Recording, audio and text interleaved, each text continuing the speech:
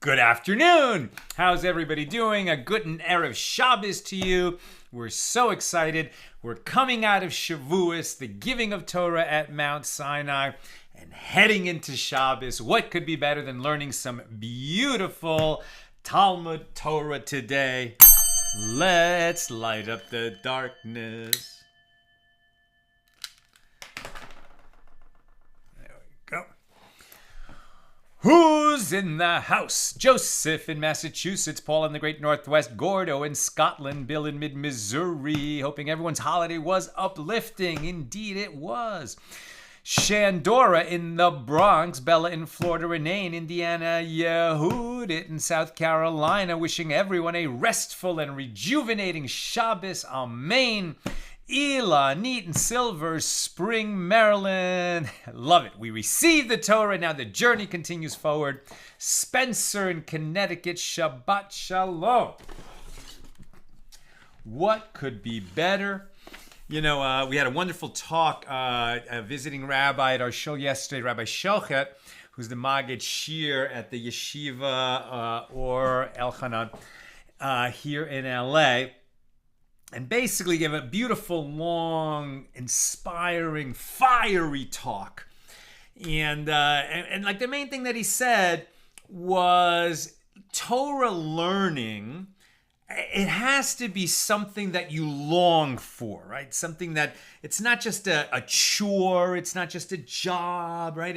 It's something that we love to do. And that's why we say a blessing before Torah learning in the morning, in the same way that we would say a blessing over some food that we love to eat. We're so thankful to have it. And if you feel that way, and you don't always feel that way, right? There's going to be days when I don't feel like learning. I don't know. I wish. I'm so busy. I'm stressed out, right? But the way that you really show God how grateful you are, how in love you are with the Holy One above, to show that love because He gave us the Torah, right? And the Torah, it's not just something we learn, right? I mean, God created the Torah before He created the universe, right? The Torah was the blueprint for the universe. Everything is in the Torah. Turn it over and over and over, for everything is in it. So the way that you show God, one of the primary ways when it says you shall love the Lord your God, how do you really show God that you love Him? First of all, I always say, you got to tell God, I love you, I love you, I love you. The more often you say, I love you, that's just me.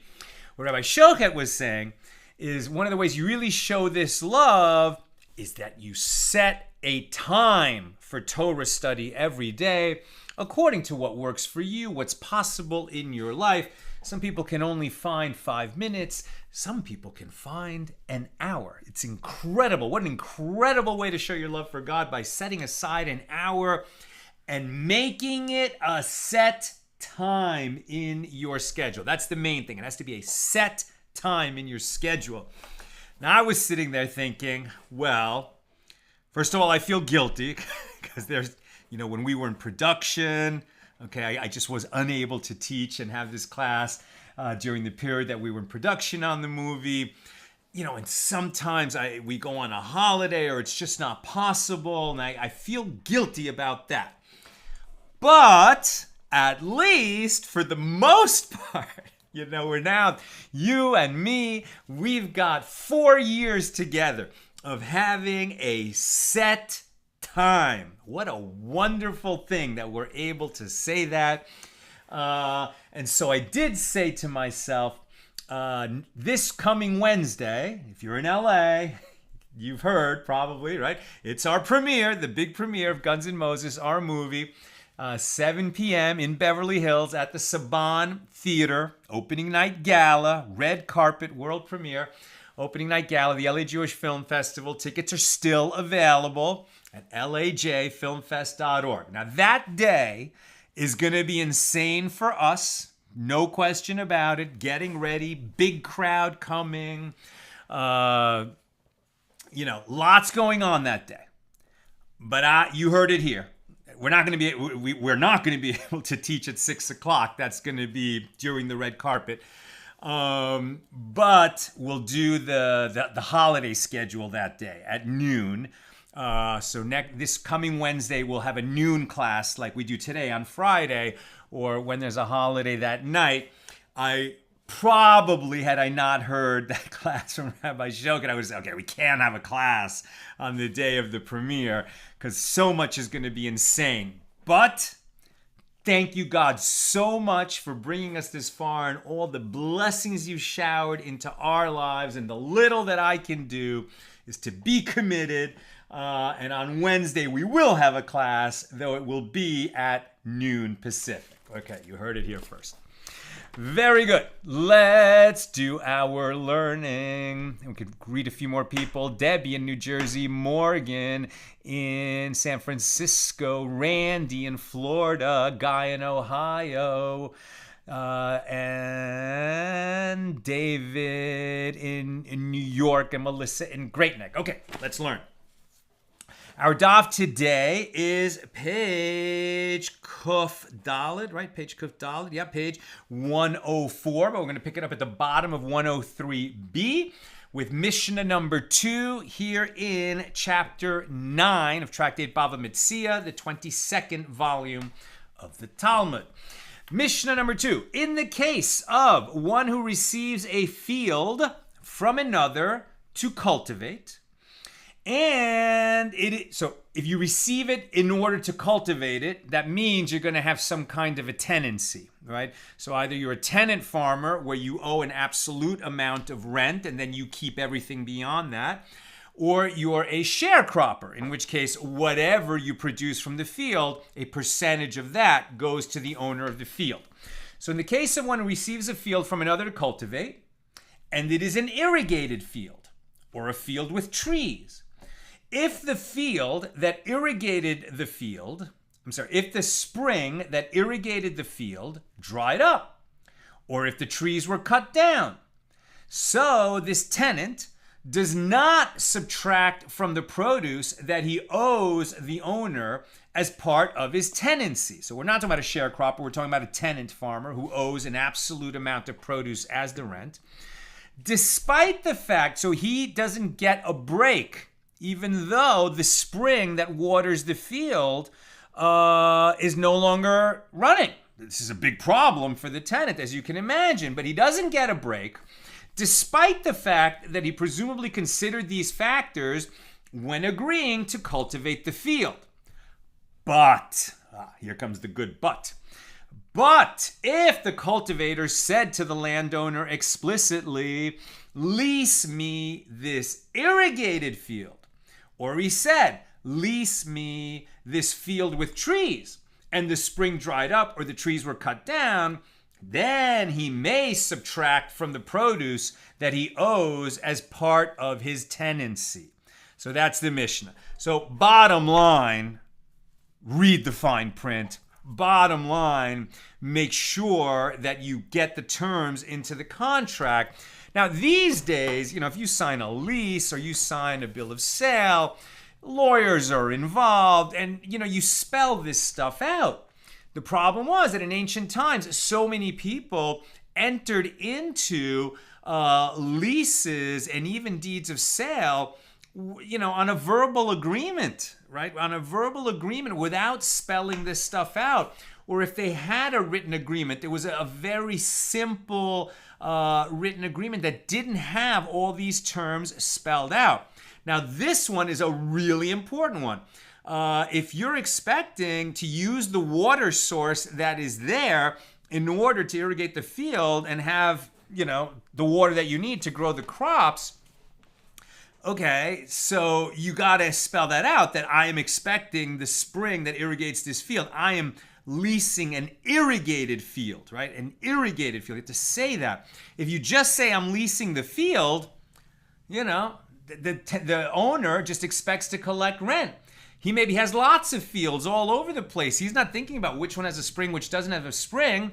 He lent it out or he leased it out according to a set price. So it's very much on the renter, this tenant farmer, to make sure that if he's expecting an irrigated field, that it has to say so in writing. That's what we're learning.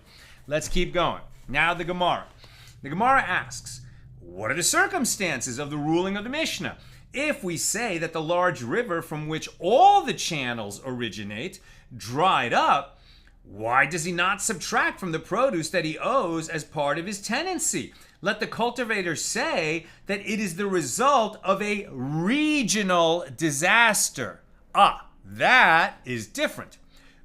Consequently, he should be able to subtract from the produce that he owes. And Rav Papa says the case in the Mishnah is where a small river that irrigates this field alone dried up. As the landowner can say to him, you should have brought water in a bucket.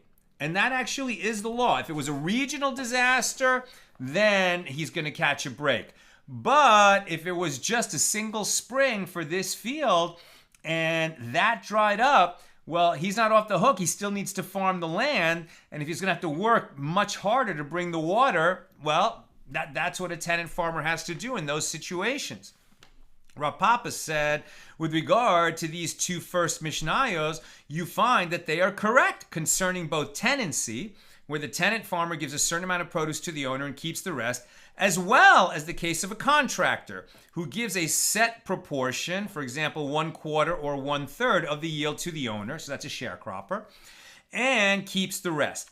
From this point forward, i.e., from the third Mishnah of the chapter until its end, that which is relevant to the case of a contractor is not applicable to tenancy, and that which is relevant to tenancy is not applicable to the case of a contractor. I mean, in terms of the spring drying up, well, right. I mean, that much better arrangement in case the spring dries up, because if it becomes impossible to farm it, okay, you can't farm it, and you're not going to, 0 of 0 is 0, but at least you don't still owe that whole, lease amount of produce. You're just owing a percentage of what you're able to bring in, and if you're not able to bring in anything, it's a disaster, but at least you don't also owe the landowner. Now, the Mishnah teaches, if the cultivator said to the landowner explicitly, lease me, and we are on page 104a, if the cultivator said to the landowner explicitly, lease to me, this irrigated field, or he said, lease to me this field with trees, and the spring dried up or the trees were cut down, then he may subtract from the produce that he owes as part of his tenancy. And the Gemara asks, but why is this so? Let the owner say to him, I told you only the name, i.e. the type of the field. But this does not mean it would actually be irrigated during the time that you are cultivating it.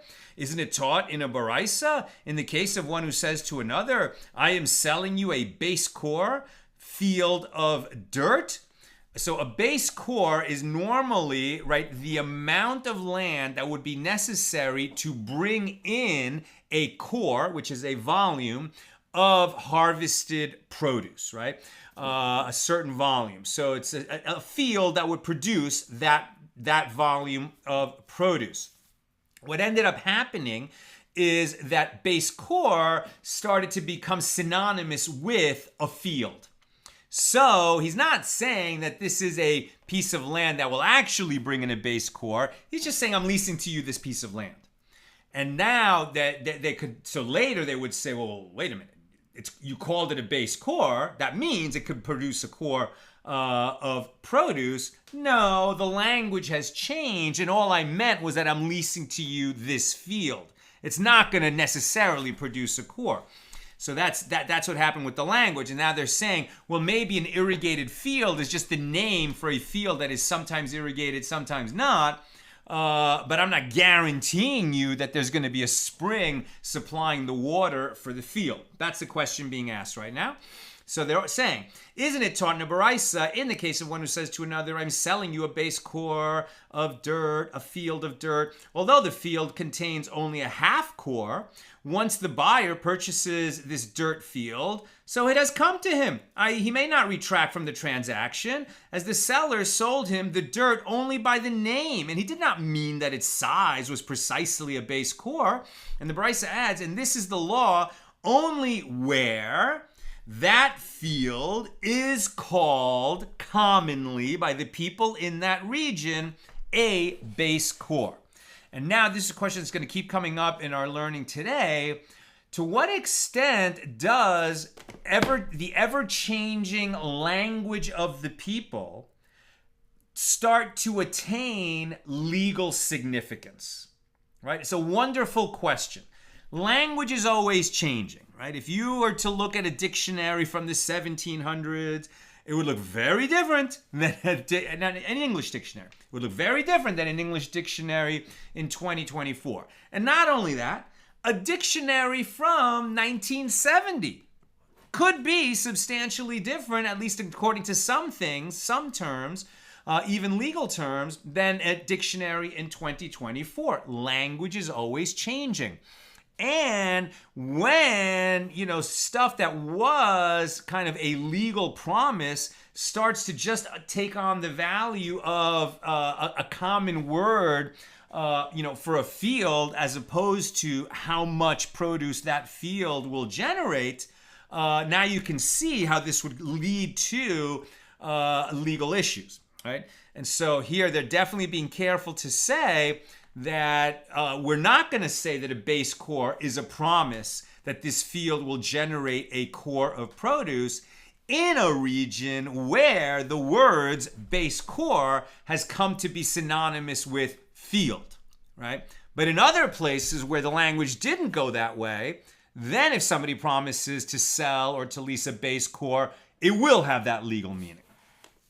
And the baraisa continues. Similarly, if he said, I am selling you a vineyard, then, although this field does not have vines, once the purchaser takes the land, it has come to him, as the seller sold him the field only by the name, right? He's calling it a vineyard. He's not promising that there are vines growing there. And this is the law only where such a field is called a vineyard. But in other places where you wouldn't call it a vineyard unless there were vines growing there, then that is what's being promised.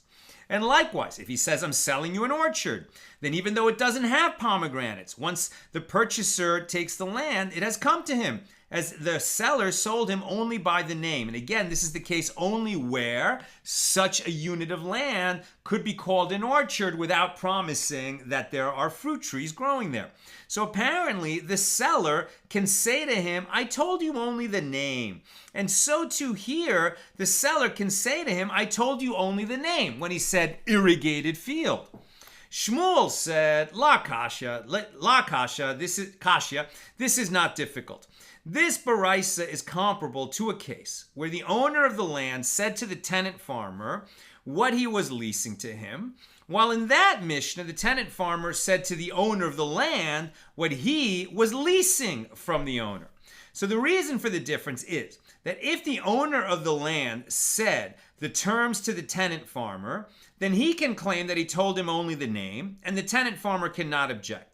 But if the tenant farmer said the terms to the owner of the land, then he was clearly particular to receive a field that would be irrigated when he cultivated it. Again, we are, as we have been so often in this chapter, in the previous chapter, relying on the customary practice, the regional customs that are in effect when the tenant farmer and the landowner enter this relationship. So Ravina said both this baraisa and that Mishnah are referring to a case where the owner of the land told the tenant farmer what he was leasing to him, as implied by the Mishnah. But since the owner said this irrigated field, by inference we are dealing with one who is standing inside it, this irrigated field. Why then does the owner need to state the fact that it is an irrigated field? It is obvious simply from looking at it that it is irrigated.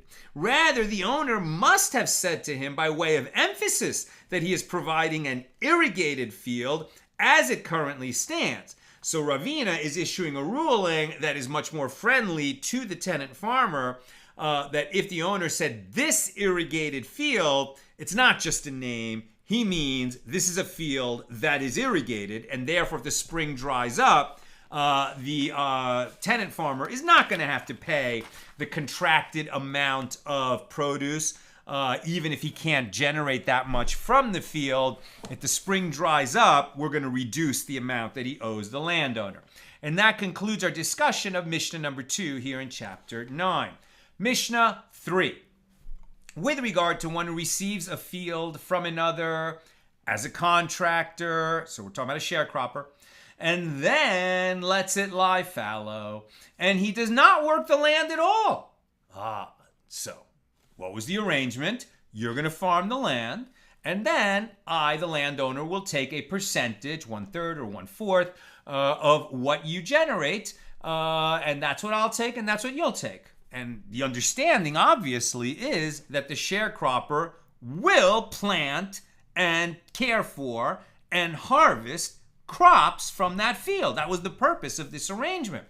But maybe the sharecropper entered into this agreement and then he got a better offer.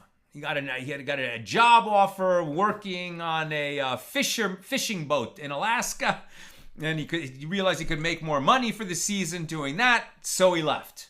And he didn't even bother to tell the landowner that he wasn't going to farm the field. So what happened? The field lay fallow, didn't generate anything. Now, the landowner's obviously thinking, well, if I'd known you weren't going to farm it, I wouldn't have entered this arrangement with you. I would have given it to somebody who is going to farm it. Does the landowner have a claim? Can he sue and get something back? Answer, yes. That's what the Mishna says, right? So with regard to one who receives a field from another as a contractor, as a sharecropper, and he lets it lie fallow, he does not work the land at all, so the court appraises it by evaluating how much that land was able to produce if it had been cultivated, and he gives his share of this amount to the owner, right? So what he would have generated had he farmed the land, that's how much, the percentage of that he would have given to the owner, he owes that to the owner. Like a tenant farmer owes, whether he farms it or not because he has a lease payment, now the sharecropper owes because he didn't farm it at all. He didn't make the attempt, and so the court says, well, what you would have made this year if you had farmed it, and the percentage of that you would have given to the landowner, you owe him that, right? You now have you have lost a judgment. You are liable for that amount. And he gives his share of this amount to the owner. And the reason is that this is what a cultivator, right, the sharecropper, writes to the owner in a standard contract. If I let the field lie fallow and I do not cultivate it, I will pay with best quality produce. That's Mishnah 3. Now the Gemara. Rabbi Meir would expound common language used in legal documents written by ordinary Jews to deduce legal conclusions. Although these formulations in the contracts were not prescribed by the sages, one can nevertheless infer halachos, Torah laws, from them if they are used in legal documents, as it is taught in a baraisa that presents a similar case to the Mishnah. Rabbi Meir says he is liable to pay, as the document states, if I let the field lie fallow and do not cultivate it, I will pay with best quality produce. So what we're saying is, it seems to be, well, the reason that the sharecropper owes is because that was written in the contract. Why do we need to say it? Isn't that obvious? Because that formulation is actually not something that the sages prescribed should be written in the contract. It's just the language that was standard in this region between landowners and sharecroppers, and the sages are going to enforce it. So that's where we are.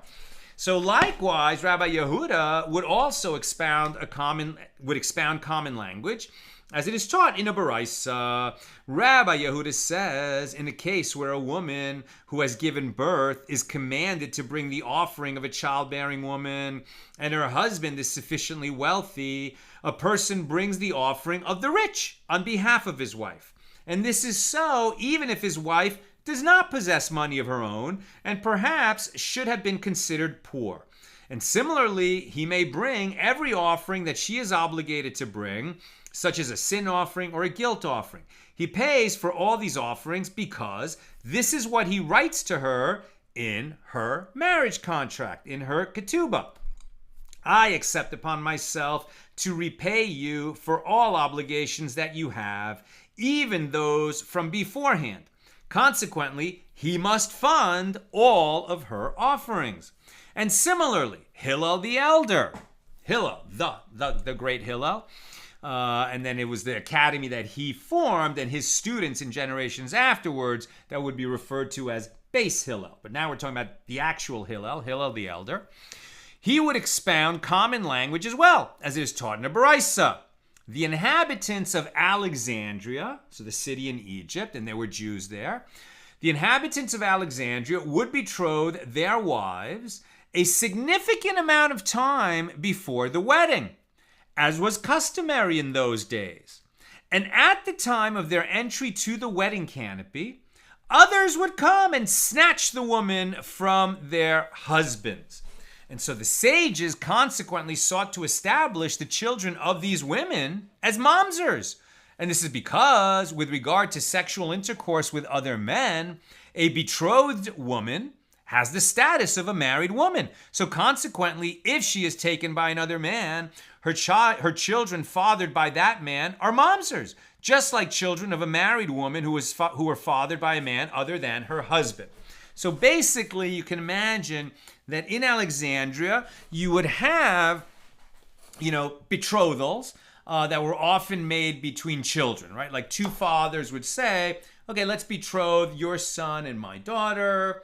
And eventually, when they become adults, they'll get married, but we'll do the betrothal now, right? And then what would happen is people would forget. The daughter would move away somewhere. I don't think we're talking about women being captured and raped or something like that. That's not what they're saying. It's that a woman was betrothed, and then somehow the betrothal was ignored, and she went and married someone else. But she never got a divorce, a get, right, in order to cancel that initial betrothal. Now, I said the thing about children, but let's say it's not even minors. It's not that it happened when she was a minor, because then she could get out of that. She doesn't have to agree to a betrothal that was when she was a minor, although I think she still needs to, we've learned this, right, that she can refuse that. She has a right of refusal. But let's say that she agreed to a betrothal when she was legally an adult, and that's when women are 12. So let's say she agreed to this betrothal when she was, 13 or 14, but she didn't actually get married until she was 24. And then they didn't get for her a get. They didn't make a divorce of that betrothal, and she went and married some other guy, right? So now this betrothal that was ignored causes her children from the new man, the one that she thinks she's married to, she's not married to him, and their children are mamzers. This is a terrible outcome for the children. The children are not permitted to marry other Jews who are not mamzers, right? So it's a very bad thing. But there is more nuance to the situation. Let's keep reading. Hillel the elder said to the children who came before him for a ruling on their status, "Bring me your mother's ketubah for examination," right? So now a betrothal, when these girls were betrothed, let's say in their teens, that wasn't a ketubah. The ketubah is when she thinks she's getting married to this other guy and they've ignored the betrothal. So bring me your mother's marriage contract for examination.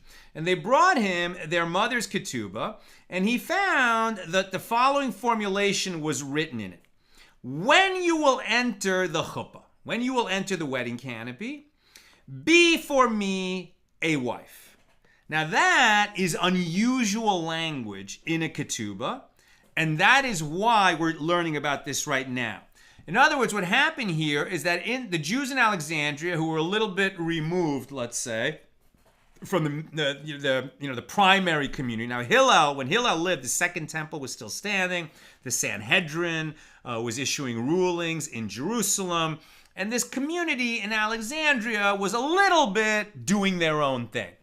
And so in their ketubas, they had this unusual language that wasn't being found in the ketubas that were being written, the marriage contracts that were being written in the land of Israel. Now, what does this language teach? What does Hillel learn from it? So when their ketubas would say, when you will enter the chuppah, be for me a wife, well, this shows that the marriage would not take effect at the time of her betrothal, but only after she would enter the wedding canopy. Consequently, the marriage did not occur at all, as she never entered the wedding canopy with that person of the betrothal. And therefore, these women did not cause their children to be mamzers by engaging in intercourse with the other men. In other words, these so-called betrothals that sometimes these families would enter into when the women were young, they weren't betrothals at all. It was more like, your daughter and my son should get married. Yeah, they should get married. Let's make sure that happens. But that's as far as they got. And they called it a betrothal, but it wasn't a betrothal. And the reason we know that, and because maybe the Jews of Alexandria understood that they were operating a little bit, not the way the rest of the Jewish world was operating, they added language into the ketubah that would be written at the actual time of marriage, which indicated that those betrothals weren't betrothals. They were conditional betrothals. This is a betrothal that will become a betrothal if we actually go forward with the wedding in the future. Since she ended up marrying a different guy, the betrothal never was a betrothal. Since the betrothal never was a betrothal, the actual marriage that she did with some other guy was valid. Their children are not mamzers. And Hillel was able to understand that these people, through their own custom, which kind of evolved over time and varied away a little bit from standard practice in the Jewish world, he was able to understand what they were doing and, was able to render those children not mamzers. Now the Gemara adds, Rabbi Yehoshua ben Korcha would also expound common language, as it is taught in a Baraisa. Rabbi Yehoshua ben Korcha says, one who lends money to another may not take more collateral from him than the value of his debt, as this is what the debtor writes to the creditor of if the creditor temporarily returns a deposit for the debtor's use. The payment to which you have a right, which is upon me to pay, corresponds to the entire value of this item, indicating that the item cannot be greater in value than the debt itself. And the Gemara infers the reason that the creditor acquires the collateral is that he wrote this to him. But if the creditor did not write these words in the promissory note, would the creditor not acquire the collateral? But doesn't Rabbi Yochanan say if a creditor took collateral from the debtor and returned the collateral to him, and then the debtor died, the creditor removes the collateral from the debtor's children? And the reason for this is that although movable property of orphans is not acquired by their father's creditor, the collateral is considered to belong to the creditor, and he can collect the debt from it, right? This was an arrangement where the collateral was intended to be held by the creditor, i.e. the lender, right? So the lender said, I will lend you $100, and until you pay me back, I'm going to hold on to your nice leather jacket, right? So he's holding the leather jacket. That's the arrangement. That's what the borrower agreed to. Then the borrower comes over to the lender and he says, listen, I still owe you $100 and you've got my leather jacket, but I really need my leather jacket tonight. I'm going to a fancy movie premiere. I don't want to go without my leather jacket. It's my leather jacket, but right now you own it because I still owe you $100, but can I use my leather jacket tonight? And the lender says, okay, you can use the leather jacket tonight. And they write a receipt that, like it's the lender who now owns the leather jacket until he gets paid the $100. And he's lending the leather jacket back to its original owner. Owner takes it, goes there, and, something happens. As in this example, he perishes, and now his children, get that leather jacket. Now, normally, you cannot come and collect something that was pledged as collateral from orphans. But this is not that case. This is not where he said, originally, I'm going to lend you $100. If you don't pay me, I can take your leather jacket. This is where he says, I'm going to lend you $100. I'm going to hold your leather jacket. And then he lent it to him, and then the guy died. So this is not coming to collect a pledge. This is coming to recover something that belongs to the lender because it was that kind of collateral arrangement.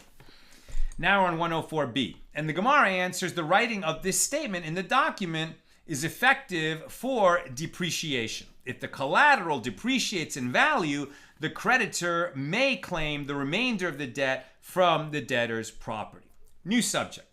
The Gemara continues. Rabbi Yosef would also expound common language. Again, something that was not a legal formulation that the sages had approved for use, but that the people just started using anyway.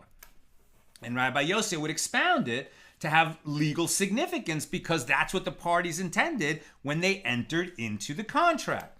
So Rabbi Yosef would also expound common language, as it is taught in a baraisa that Rabbi Yosef says, in a location where they are accustomed to formulate the terms of a ketubah, a marriage contract, as one would formulate the terms of a loan, i.e., now here, normally when we talk about a ketubah and the money in a ketubah, what do we mean? We mean that if the couple divorces or if the husband dies and leaves her a widow, that he's going to owe her the ketubah payment. Right? That's what we normally mean when we're talking about money referenced in a ketubah. And there was a minimum amount that the sages prescribed, as we learned in Tractate Ketubot or Kesubos.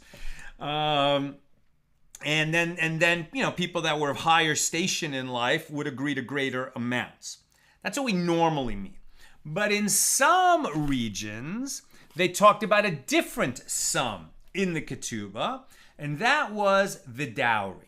Right? That the wife's family would promise a certain amount of money to the husband at the time that he marries this young lady.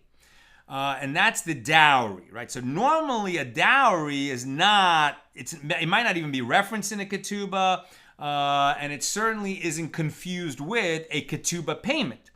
But, years passed, people started talking about things a little bit sloppily, and in this region, it started to take on a different meaning.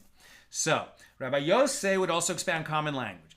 As is taught in Baraisa, the Rabbi Yosef says, in a location where they were accustomed to formulate the terms of a ketubah, as one would formulate the terms of a loan, meaning the precise value of her dowry is written in the marriage contract.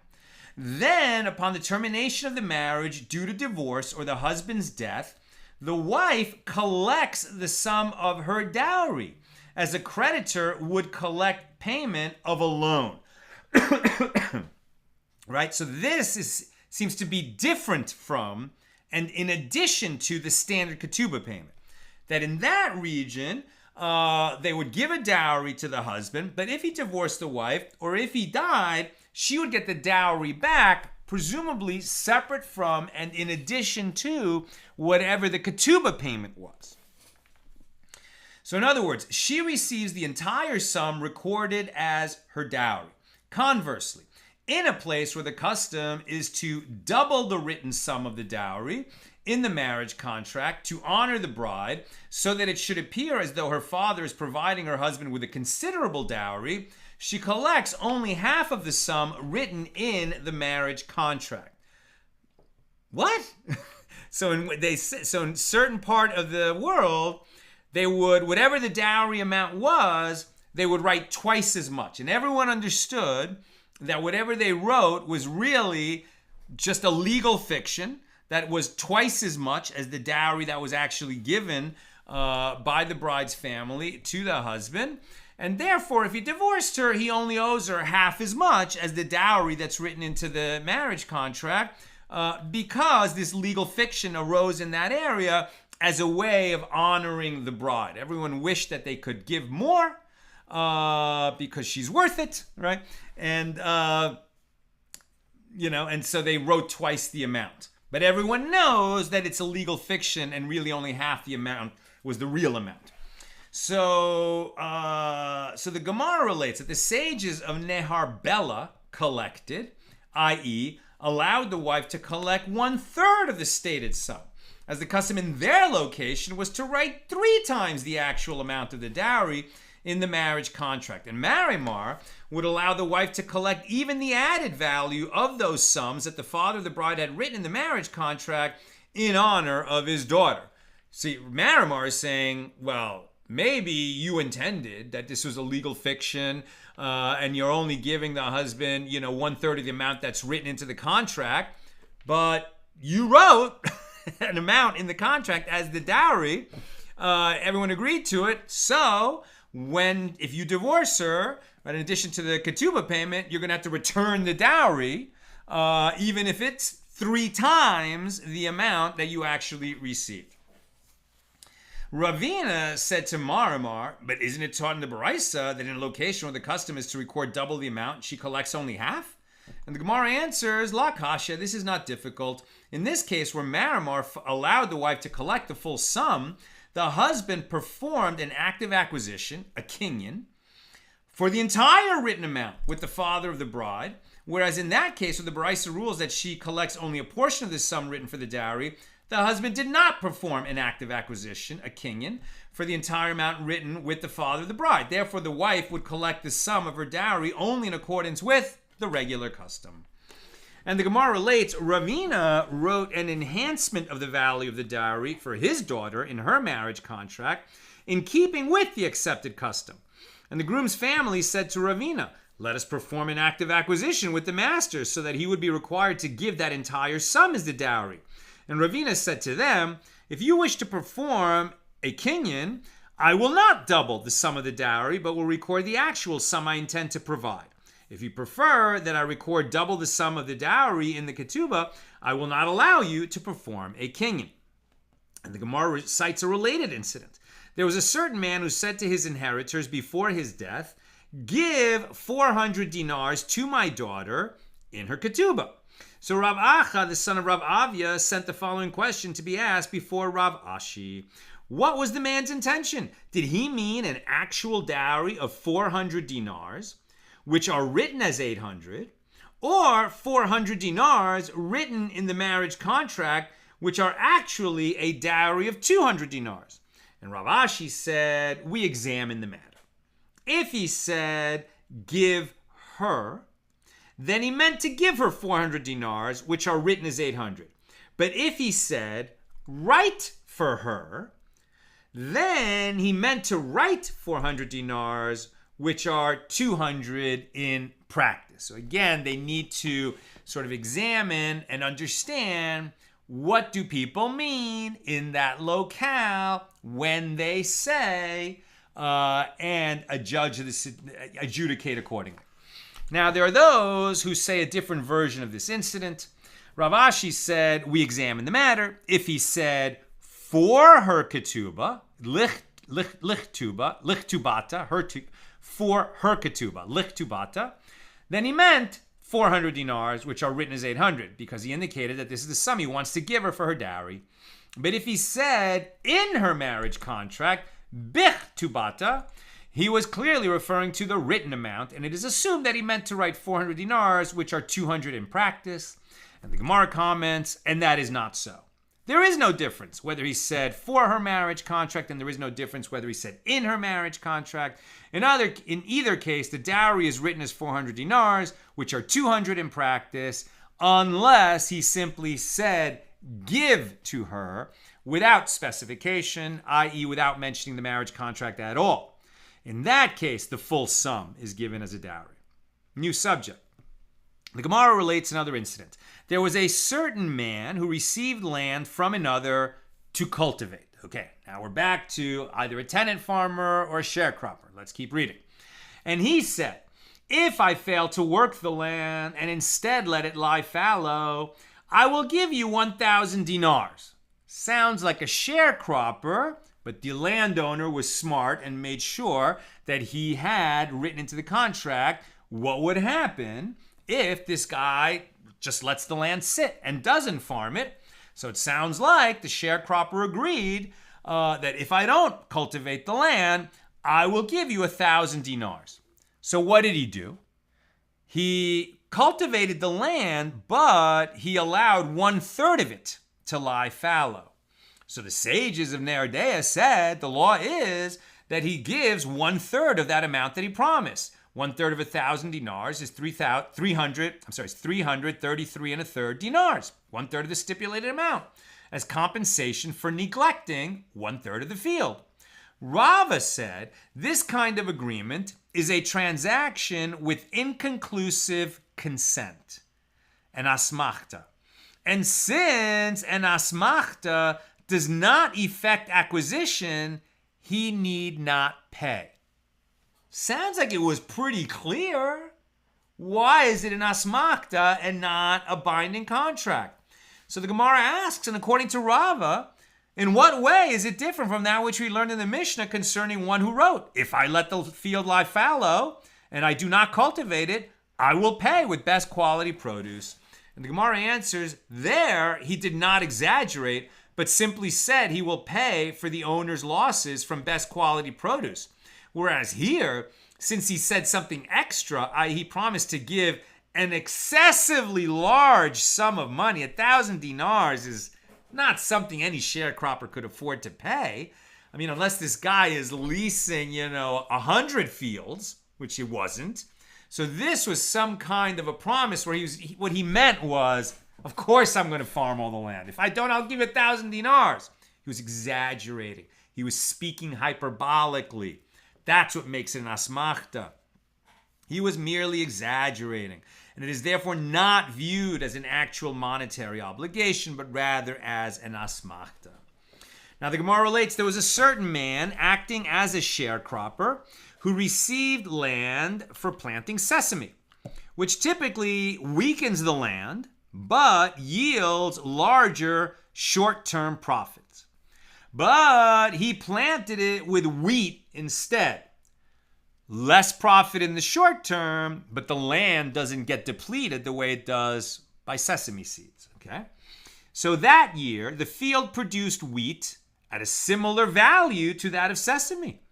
Rav Kahana thought to say that the owner must deduct the usual amount of the deterioration of the land from planting sesame from his own share, since by planting wheat, the sharecropper had spared the owner the damage to his field, while the owner had received the same profit. Sounds like the sharecropper did a good thing.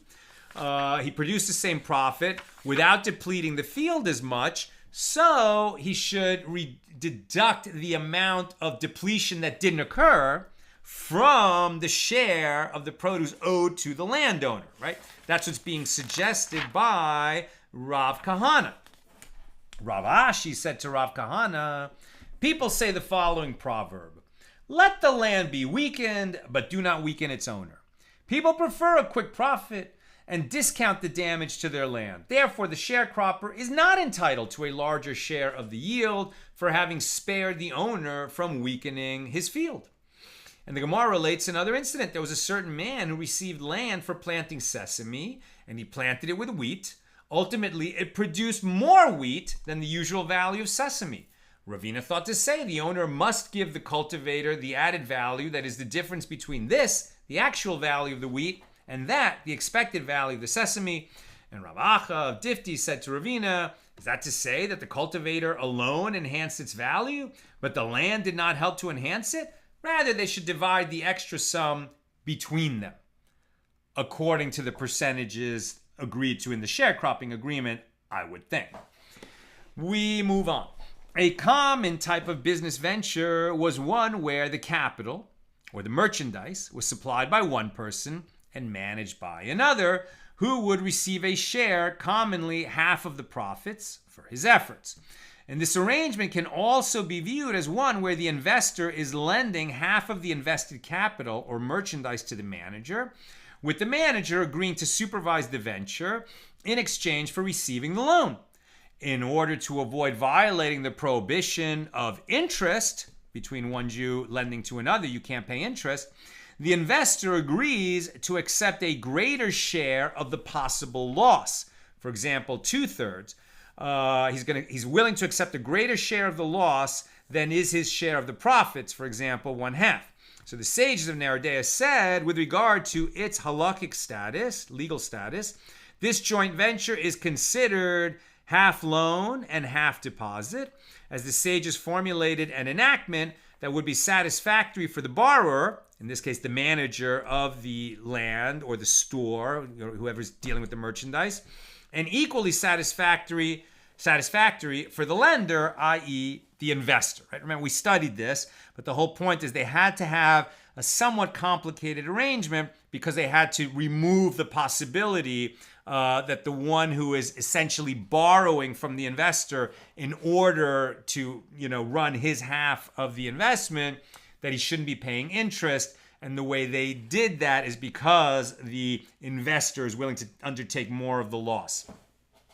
So now that we have said that half of the capital is viewed as a loan, it would appear that the manager may use the money in any way he chooses. If he wants to drink alcohol with it, he may well do so, regardless of any objection on the part of the investor. Rava disagreed and said it is for this reason that it is called a joint venture, as the investor can say to the manager, when I gave the money to you, it was to use it for business and not to drink alcohol with it. Right? Why are we learning this now? Because we're talking about the sharecropper who ends up leaving the field fallow.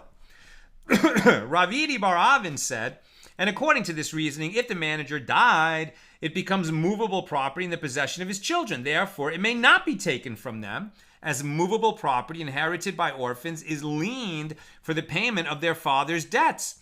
So Rava disagreed and said it is for this reason that it is called a joint venture, so that if he died, it does not become movable property in the possession of his children, as it is considered a partnership and not a loan. Again, it's sort of half venture, half loan.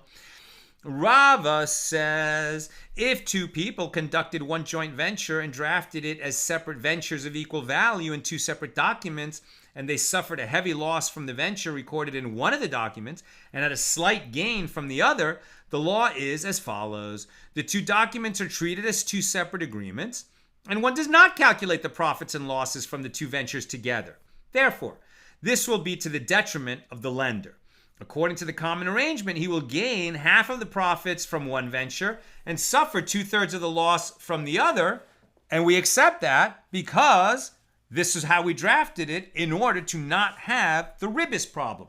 The problem of a loan to another Jew that would end up being, that the profits would end up constituting interest, or that the guy who's working for free on behalf of the investor managing the whole thing, you could consider that as interest. We're not going to go through that whole derivation now, but the point is they needed to have the arrangement work this way, and so the sages honor it. Now we're at the top of page 105a, and I'm almost done. Questions or comments, please get them in now. Nina is out, so I'll be scanning the comments when I get to the end. I'm just double checking that. But I'm pretty sure Nina is out. It's not easy when you come out of a holiday and go right into Shabbos. So she's having a really busy day.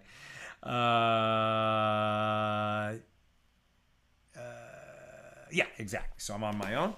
Okay. Where am I? So conversely, if two people engage in two joint ventures and recorded both in one document, this will be to the detriment of the borrower. They calculate the profits and losses of the two ventures together, and therefore, as long as the profits of one joint venture are greater than the losses of the other, the investor will not have to suffer a loss. And Rava says this one who receives merchandise for a joint venture from another and lost money in the process and then made the effort to replace the loss but did not inform the investor that he had done so, He may not later say to the investor, bear this original loss together with me. And this is because the investor can say to him, it is for this reason that you made the effort to replace the loss, so that you would not be called a loser of ventures. You wanted to preserve your reputation in order to improve your future business prospects, but did not intend to be reimbursed. And Rava said with regard to these two managers who engaged in a joint venture together, i.e. they both received merchandise together from an investor and they profited from it, and one of them said to the other, come, let us divide the profits and terminate the venture. The law is as follows. If the other said to him, let us wait and profit more, the law is that the second manager indeed prevents the first from executing his request. And if instead of requesting the final division of the profits and the termination of the venture, one said to the other, at least give me half the profits, the latter can say to him, the profit is leaned to the principal, meaning that the profits and the principal are considered a single unit, and we can earn much more if we do not set aside the profits. So Rava continues, and if one says to the other, give me half of the profits and half of the principal, the latter can say to him, the merchandise for the joint venture is leaned to both of us, as we are equal partners in this venture, and you cannot force me to divide it. And if one says to the other, let us divide the profits and divide the principal, and if you suffer a loss as a result, I will bear the loss with you. So this partner can say to him, no, I do not desire to do that, since the luck of two people is better, and consequently, I want to continue working together. In all these cases, the claims of the second manager are accepted. Now, there were some complex terms that we went through a little bit quickly toward the end of that. But the bottom line, right, is how do we get there? This Mishna number 3 was talking about that the sages would expound, sort of halachically expound, common language used by people to determine what exactly they were agreeing to when they spoke, what they spoke, or when they wrote what they wrote. And that concludes our discussion of Mishnah number 3 here in chapter 9. We're on page 105a, and God willing, we'll pick it up there with Mishnah number 4 tomorrow night, Saturday night, very late this time of year.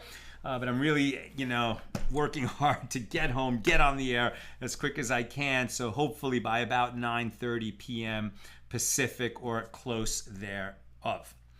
Okay, I'm just scanning some comments here.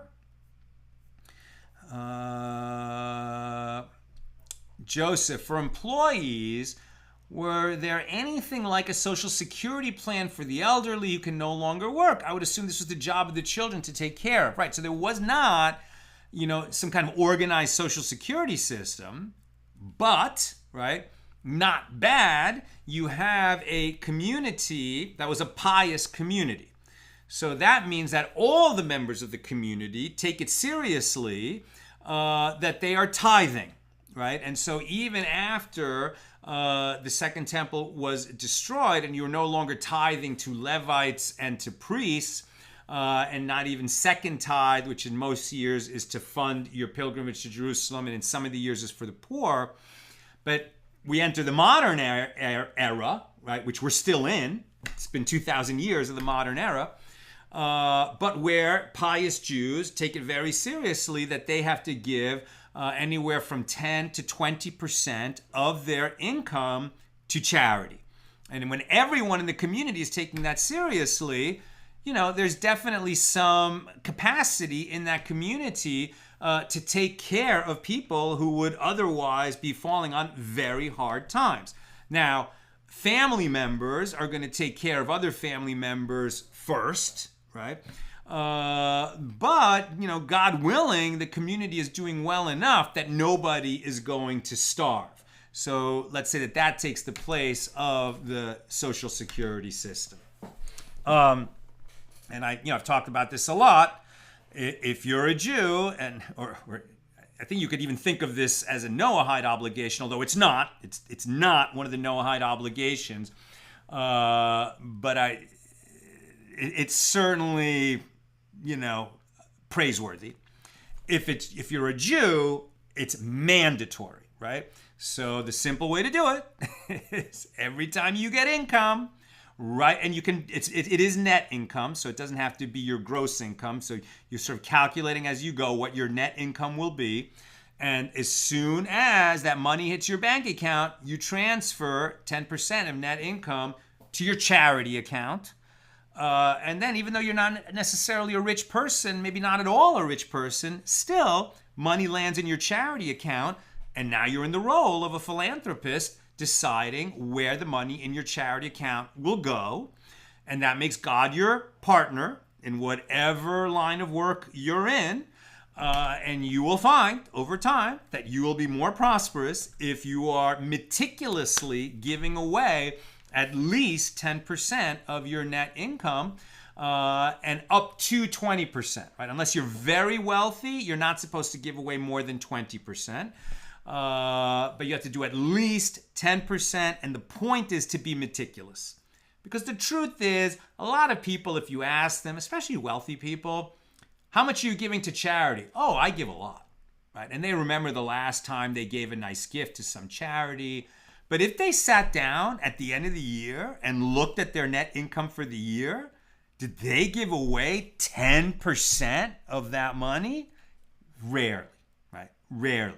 That only happens when you undertake to be meticulous, to make a heshbon, to make an accounting as you go and make sure that that happens. And everyone should. Renee, in the Netflix series, The Beauty Queen of Jerusalem, a list of mamzerim was referenced as kept by the Haredi in Mea Shearim. And the setting was World War II British Mandate era. Is there really such a list kept in from communities? Very interesting. I'm not aware of that. I have no knowledge of that. So, I mean, in from communities, it's very rare that mamzers come into being. So maybe there was a time when that happened more and people, communities merged and they were being careful not to. So I don't know. I can't answer that question. I'm not personally aware of such a list. Joseph's still a bit unclear about the difference between ketubah payment and dowry. Ketubah payment is just an amount that the husband promises to pay if he divorces the wife, or that his estate will pay if he dies and leaving her a widow. A dowry is a dowry, right? That she gives or that her family gives to the husband when he marries her. There's no inherent promise that the dowry be returned to her or to her family, but in some locales, they had such a custom. So that's the difference. Bell, thanks to Salina. Thank you for your prayers. Our daughter is doing better. Long time recovery. Please God, may she have a full, complete, and speedy recovery. We say amen. Okay, and other people are answering that question, and I think that's all we have. Very good. That's what I've got for us today, and with God's help, we'll be together again tomorrow night, as early as I can make it, 9:30, maybe shortly after 9:30, 9:45 latest p.m. Pacific time in LA. Okay.